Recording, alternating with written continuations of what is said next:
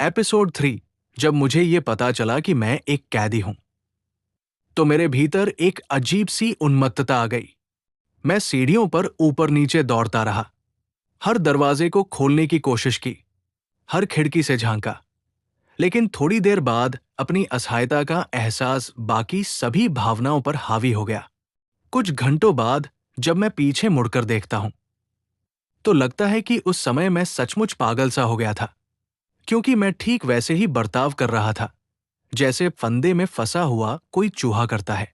लेकिन जब यह बात पूरी तरह समझ में आ गई कि मैं बिल्कुल बेबस हूं, तो मैं शांत होकर बैठ गया, जितना शांत मैं अपने जीवन में शायद ही कभी हुआ हूं। और ये सोचने लगा कि अब सबसे अच्छा क्या किया जाए।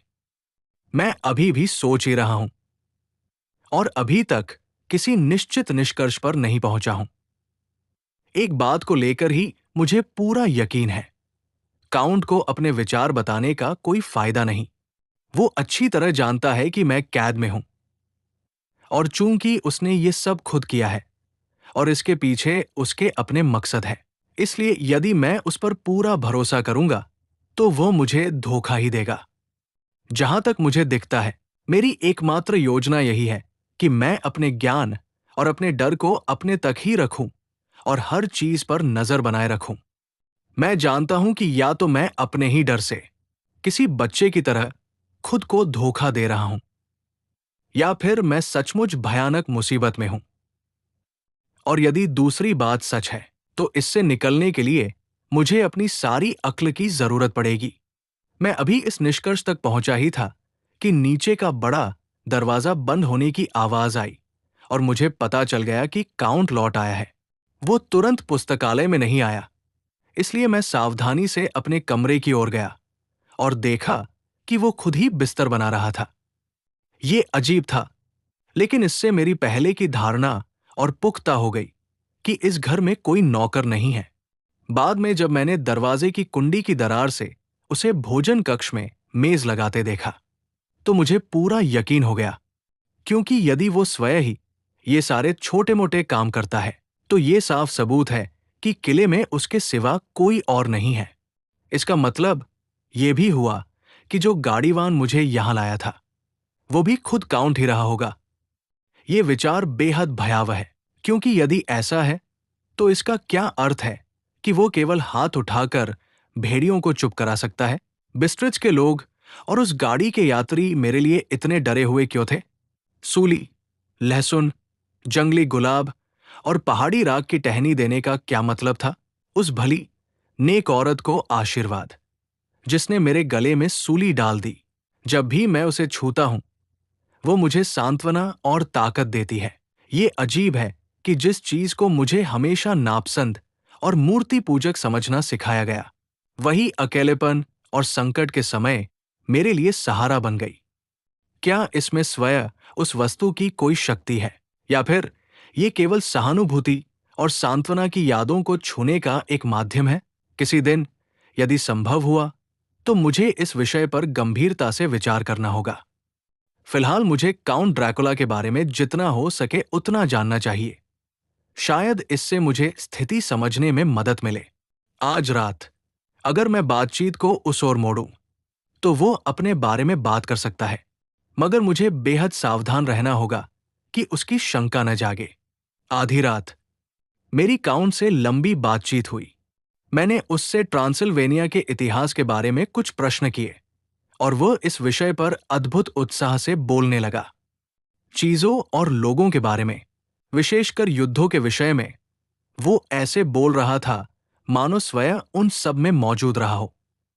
बाद में उसने ये कहकर समझाया कि एक बोयार के लिए अपने वंश और नाम का गौरव ही उसका अपना गौरव होता है। उनकी महिमा उसकी महिमा होती है, और उनका भाग्य उसका भाग्य।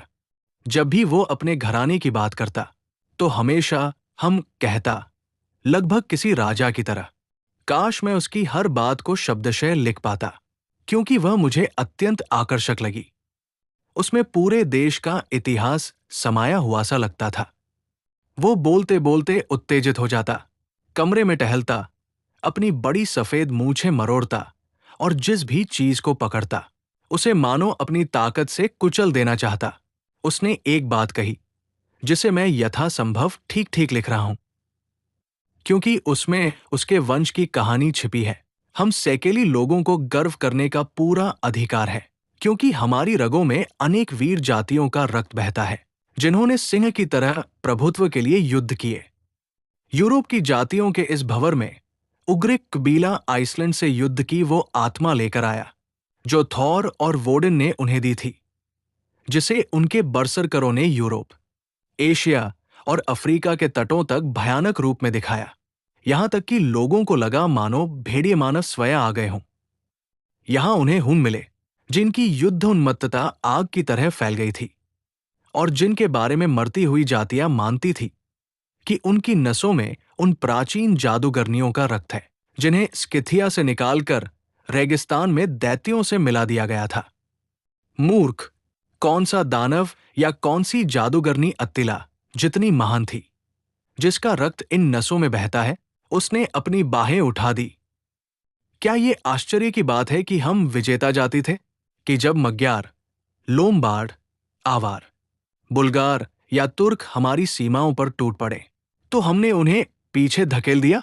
जब आरपाड़ अपनी सेनाओं के साथ हंगेरियन भूमि से गुजरा तो क्या उसने हमें सीमा पर नहीं पाया? और जब हंगेरियन बाढ़ पूर्व की ओर बढ़ी तो विजयी मग्यारों ने सैकेली लोगों को अपना संबंधी माना, और सदियों तक तुर्की भूमि की सीमा की रक्षा हमें सौंपी गई, और उससे भी बढ़कर अनंत सीमा रक्षा का कर्तव्य। क्योंकि जैसा कि तुर्क कहते हैं, पानी सोता है पर शत्रु नहीं। 4 राष्ट्रों में कौन था जिसने खूनी तलवार का आह्वान सबसे पहले स्वीकार किया? कासोवा की उस महान लज्जा का बदला किसने लिया जब वलाख और मग्यार के झंडे अर्धचंद्र के नीचे गिर गए? कौन था जिसने डैन्यूब पार कर तुर्क को उसकी ही धरती पर हराया? यही तो एक सच्चा ड्रैकुला था। दुर्भाग्य ये कि उसके ही अयोग्य भाई ने उसे धोखा दिया और अपने लोगों को दास्ता में बेच दिया।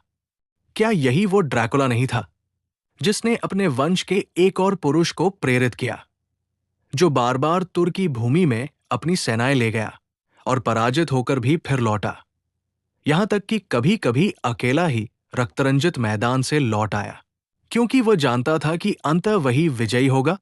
लोग कहते थे कि वो केवल अपने बारे में सोचता था। बिना नेता के किसान किस काम के? मस्तिष्क और हृदय के बिना युद्ध कहाँ टिकता है? मोहात्स की लड़ाई के बाद जब हमने हंगेरियन जुए को उतार फेंका, तब ड्रैकुला रक्त वाले हम ही नेताओं में थे, क्योंकि हमारी आत्मा दास्ता सहन नहीं कर सकती थी। युवा महोदय, सैकेली लोग और उनका हृदय, मस्तिष्क और तलवार यानी ड्रैकुला ऐसा इतिहास रखते हैं जिसे हैब्सबर्ग और रोमानोव जैसे अचानक उगे वंश कभी नहीं छू सकते। युद्ध के दिन बीत चुके हैं। इस अपमानजनक शांति के युग में रक्त बहुत कीमती हो गया है, और महान जातियों की महिमा अब केवल एक सुनाई गई कथा बनकर रह गई है। तब तक सुबह होने वाली थी और हम सोने चले गए। टिप्पणी: ये डायरी अरबी रातों की शुरुआत जैसी लगती है।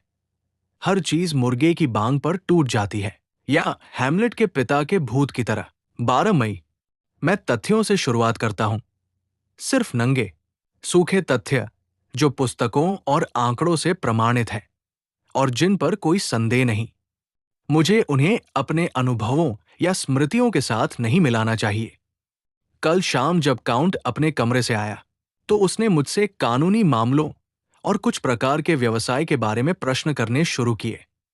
मैंने दिन भर किताबों में समय बिताया था और मन को व्यस्त रखने के लिए लिंकनज इनमें सीखी बातों को दोहराया।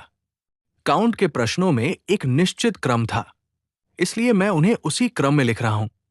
शायद ये ज्ञान किसी दिन काम आए। सबसे पहले उसने पूछा कि क्या इंग्लैंड में किसी व्यक्ति के एक से अधिक सॉलिसिटर हो सकते हैं। मैंने कहा कि हो सकते हैं, लेकिन एक ही काम में एक से अधिक सॉलिसिटर रखना समझदारी नहीं होगी। फिर उसने बैंकिंग और शिपिंग के अलग अलग प्रबंध के बारे में पूछा। मैंने उसे पूरी तरह समझाया। वो सब कुछ बहुत जल्दी समझ जाता था। फिर उसने अचानक पूछा कि क्या मैंने मिस्टर पीटर हॉकिंस या किसी और को पत्र लिखा है। कड़वाहट के साथ मैंने कहा कि नहीं, मुझे अब तक किसी को पत्र भेजने का अवसर नहीं मिला। तब उसने मुझसे अभी पत्र लिखने को कहा और जोर देकर कहा कि मैं 1 महीने तक उसके यहां रहने की बात लिखूं। मैं क्या कर सकता था? उसकी आंखों और व्यवहार में ऐसा कुछ था जिसने मुझे फिर याद दिला दिया कि मैं कैदी हूं। उसने मुझे चेतावनी दी कि पत्रों में केवल व्यापार की बातें लिखूं।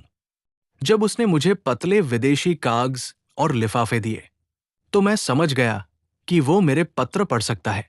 मैंने निश्चय किया कि औपचारिक पत्र ही लिखूंगा और गुप्त रूप से मीना को शॉर्टहैंड में लिखूंगा। बाद में मैंने उसके पत्रों के पते देखे, वेडबी, वारना, लंदन और बुडापेस्ट। उसने जाते समय मुझे गंभीर चेतावनी दी कि यदि मैं इन कमरों से बाहर गया तो किले के किसी और हिस्से में सोने की भूल न करूं, वरना परिणाम भयानक होंगे। बाद में मैं दक्षिण की ओर देखने वाली खिड़की तक गया।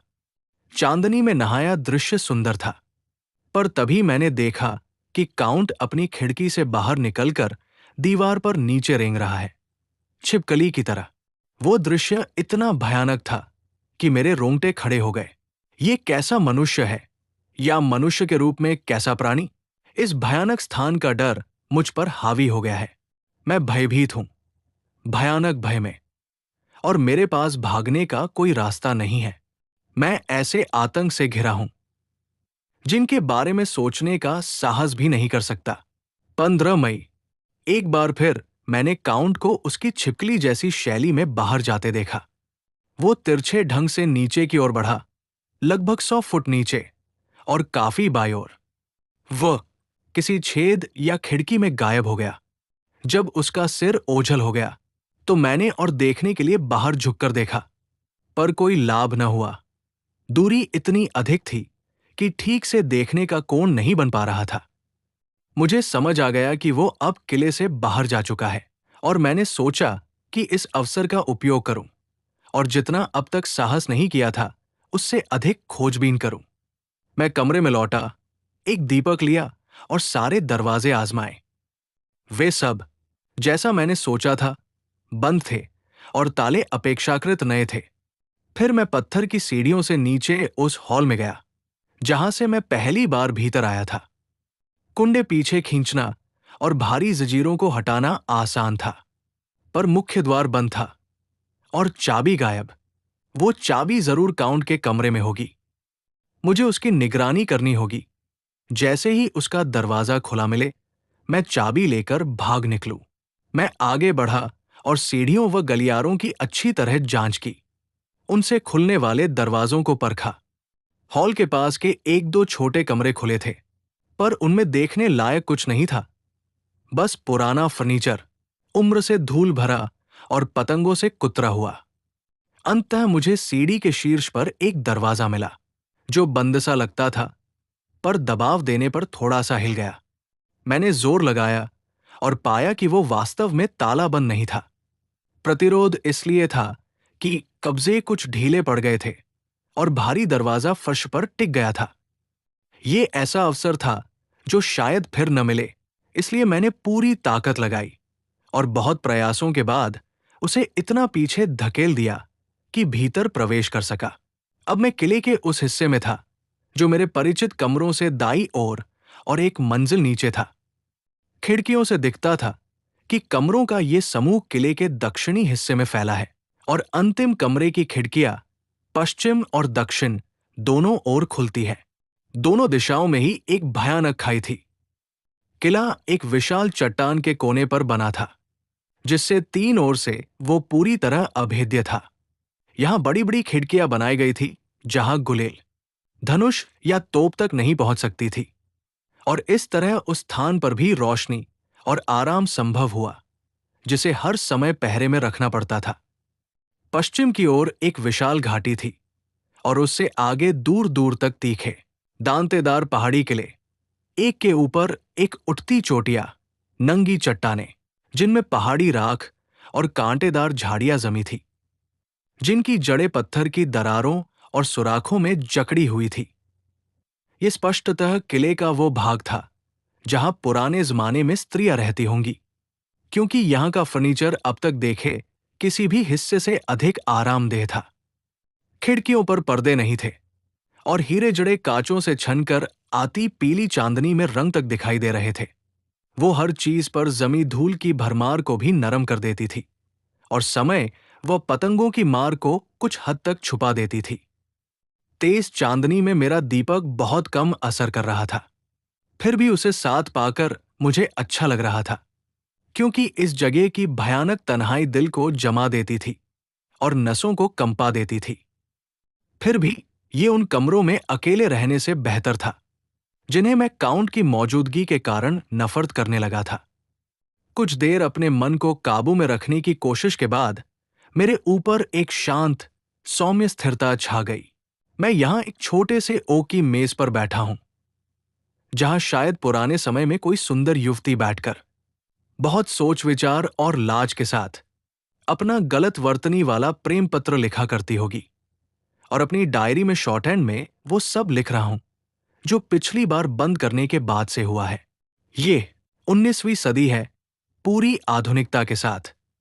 और फिर भी यदि मेरी इंद्रियां मुझे धोखा नहीं दे रही, तो पुराने युगों के पास अपनी अलग शक्तियां थी और है, जिन्हें केवल आधुनिकता मार नहीं सकती। बाद में 16 मई की सुबह ईश्वर मेरी बुद्धि की रक्षा करे, क्योंकि अब मैं इसी पर आ टिका हूं। सुरक्षा और सुरक्षा का आश्वासन अतीत की बातें हो चुकी है। यहां जीवित रहते हुए अब केवल एक ही आशा है कि मैं पागल न हो जाऊं। यदि मैं पहले से ही पागल न हो गया हूं, यदि मैं सचेत हूं, तो ये सोच पागल कर देने वाली है कि इस घृणित स्थान में छिपी सारी भयानक चीजों में काउंट मुझे सबसे कम डरावना लगता है, कि केवल उसी से मैं सुरक्षा की उम्मीद कर सकता हूं, भले ही वो सिर्फ तब तक हो जब तक मैं उसके उद्देश्य की पूर्ति करता रहूं। हे महान ईश्वर, दयालु ईश्वर, मुझे शांत रखिए, क्योंकि उसी के विपरीत रास्ते पर तो पागलपन ही है। अब मुझे कुछ बातों पर नई रोशनी मिल रही है जो मुझे उलझन में डालती रही थी। अब तक मैं ठीक ठीक नहीं समझ पाता था कि शेक्सपियर का आशय क्या था जब उसने हैमलेट से कहलवाया, मेरी तख्तियां, जल्दी, मेरी तख्तियां, इसे लिख लेना चाहिए, आदि। क्योंकि अब ये महसूस करते हुए कि मेरा अपना मस्तिष्क जैसे उखड़ गया हो, या वह झटका आ गया हो जो उसके विनाश पर समाप्त होता है, मैं शांति पाने के लिए अपनी डायरी की ओर मुड़ता हूं। सही सी लिखते रहने की आदत मुझे अवश्य सुकून देगी। काउंट की रहस्यमयी चेतावनी उस समय मुझे डरावनी लगी थी। अब जब मैं उस पर सोचता हूं, तो और भी भयावह लगती है, क्योंकि भविष्य में उसका मुझ पर भयानक अधिकार होगा। जो कुछ वो कहेगा, उस पर संदेह करने से भी मैं डरूंगा। डायरी लिखकर और सौभाग्य से उसे तथा कलम को जेब में रख देने के बाद मुझे नींद आने लगी। काउंट की चेतावनी याद आई, पर उसे न मानने में मुझे एक अजीब आनंद मिला। नींद की अनुभूति छा गई थी, और उसके साथ वो हठ भी जो नींद अपने आगे भेज देती है। मुलायम चांदनी सुकून दे रही थी, और बाहर का विशाल विस्तार एक ऐसी आजादी का एहसास करा रहा था जो मुझे तरोताजा कर गया। मैंने निश्चय किया कि आज रात उन अंधेरे, भूता कमरों में वापस नहीं जाऊंगा, बल्कि यही सोऊंगा जहां पुराने समय में स्त्रियां बैठती, गाती और मधुर जीवन जीती थी, जबकि उनके कोमल हृदय उन पुरुषों के लिए उदास रहते थे जो निर्दय युद्धों के बीच दूर थे। मैंने कोने के पास रखे एक बड़े सोफे को खींचकर बाहर किया, ताकि लेटते समय मैं पूर्व और दक्षिण की सुंदर दृश्यावली देख सकूं, और धूल की परवाह किए बिना सोने की तैयारी कर ली। माना जाता है कि मैं सो गया। मैं आशा करता हूं कि ऐसा ही हुआ, पर डरता हूं, क्योंकि जो कुछ इसके बाद हुआ वो इतना भयावह रूप से वास्तविक था कि अब सुबह की पूरी उजली धूप में यहां बैठा मैं जरा भी नहीं मान पाता कि वो सब केवल सपना था। मैं अकेला नहीं था। कमरा वैसा ही था जैसा मैं उसे छोड़कर गया था। चमकीली चांदनी में फर्श पर मेरी अपनी पदचिन्ह दिख रही थी, जहां मैंने वर्षों से जमी धूल को हिलाया था। मेरे सामने चांदनी में 3 युवतियां थीं, अपने पहनावे और ढंग से कुलीन महिलाएं। उन्हें देखकर मुझे लगा कि मैं सपना देख रहा हूं, क्योंकि फर्श पर उनकी कोई परछाई नहीं पड़ रही थी। वे मेरे पास आई, कुछ देर मुझे देखती रहीं और फिर आपस में फुसफुसाई। दो सावली थी, ऊंची उकाब जैसी नाकों वाली, काउंट की तरह, और बड़ी, गहरी, भेदती आंखें जो फीकी पीली चांदनी के मुकाबले लगभग लाल सी लग रही थी। तीसरी गोरी थी, अत्यंत गोरी, सुनहरे बालों की घनी लटों के साथ और आंखें फीके नीलम जैसी। मुझे किसी तरह उसका चेहरा पहचाना सा लगा, किसी स्वप्निल भय से जुड़ा हुआ। पर उस क्षण ये याद ना आ सका कि कहाँ या कैसे। तीनों के दांत मोती की तरह उजले थे, जो उनकी लाल, कामुक होठों की रूबी के सामने चमक रहे थे। उनमें कुछ ऐसा था जो मुझे बेचैन कर देता था, एक लालसा भी और उसी समय एक घातक भय भी। मेरे दिल में एक दुष्ट, जलती हुई इच्छा उठी कि वे अपने उन लाल होठों से मुझे चूम ले। इसे लिखना अच्छा नहीं लगता, कहीं कभी मीना की नजर ना पड़ जाए, पर यही सच है। वे आपस में फुसफुसाई और फिर तीनों हंसी, ऐसी चांदी जैसी, संगीत सी हंसी, पर इतनी कठोर कि मानो वो मानवीय होठों की कोमलता से निकली ही न हो। वो ऐसे थी जैसे पानी से भरे कांचों को कुशल हाथ से बजाया जाए। असह्य, झंझनाती मिठास। गोरी लड़की ने इठलाकर सिर हिलाया और बाकी दो ने उसे उकसाया। एक ने कहा, आगे बढ़ो, पहले तुम, फिर हम आएंगी। शुरुआत करने का अधिकार तुम्हारा है। दूसरी ने जोड़ा, वो जवान और ताकतवर है, हम सब के लिए चुंबन है। मैं शांत पड़ा रहा, पलकों की आड़ से देखता हुआ, सुखद प्रत्याशा की पीड़ा में। गोरी लड़की आगे बढ़ी और मुझ पर झुक गई, यहां तक कि उसकी सांस की हरकत मुझे महसूस होने लगी। एक अर्थ में वो मधुर थी, शहद सी मिठास, और उसकी आवाज की तरह नसों में वही झंझनाहट दौड़ा रही थी। पर उस मिठास के नीचे एक कड़वाहट थी, एक रक्त सी दुर्गंध। मैं पलकों को उठाने से डर रहा था, फिर भी बरौनियों के नीचे से साफ देख पा रहा था। वो घुटनों के बल आई और मुझ पर झुक गई, बस निहारती हुई। उसमें एक जानबूझकर की कामुकता थी, जो एक साथ रोमांचक भी थी और घृणित भी। गर्दन मोड़ते हुए उसने सचमुच किसी पशु की तरह होंठ चाटे, यहां तक कि चांदनी में लाल होठों और लाल जीभ पर चमकती नमी दिखने लगी, जो सफेद, नुकीले दांतों पर फिसल रही थी। उसका सिर और नीचे आया, होंठ मेरे मुंह और ठोड़ी से नीचे उतरते हुए मानो मेरे गले से चिपकने वाले हों। फिर वो ठिठक गई। मैं उसकी जीभ की मत्ती हुई आवाज सुन सकता था, दांतों और होठों को चाटते हुए, और अपनी गर्दन पर उसकी गर्म सांस महसूस कर सकता था। फिर मेरी गर्दन की त्वचा झंझनाने लगी, जैसे गुदगुदाने वाला हाथ पास आता जाता है। मुझे अपनी गर्दन की अति संवेदनशील त्वचा पर होठों का मुलायम, कांपता स्पर्श और दो नुकीले दांतों की सख्त छुअन महसूस हुई।